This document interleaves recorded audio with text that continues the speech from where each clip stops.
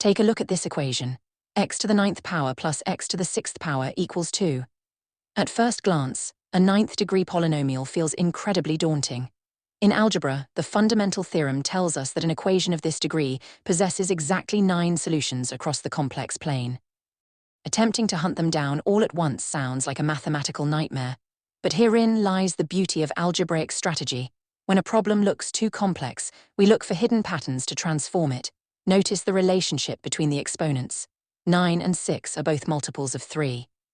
Because x to the ninth power is simply the cube of x to the third power, and x to the sixth power is the square of x to the third power, we can apply a brilliant tactical maneuver known as substitution.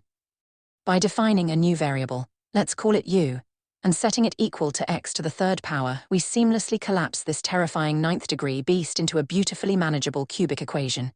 U cubed plus u squared minus 2 equals 0. Suddenly, the path forward becomes clear. By testing small integers, we easily spot that u equals 1 balances the equation perfectly. Knowing that 1 is a root, we can use polynomial division to crack open the rest of the cubic expression, revealing a remaining quadratic factor that yields 2 complex values, -1 plus I and -1 minus I. We are now in the home stretch, but we mustn't forget our original variable.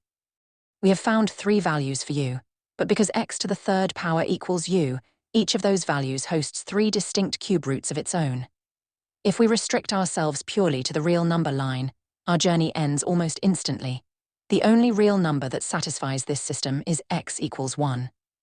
However, if we expand our horizons into the complex plane, using Euler's formula to find the roots of unity, we gracefully unpack the remaining 8 complex solutions. What began as an intimidating ninth-degree mountain is conquered through a simple change of perspective. It reminds us that in mathematics, as in life, breaking a massive problem into familiar pieces is often the ultimate key to clarity.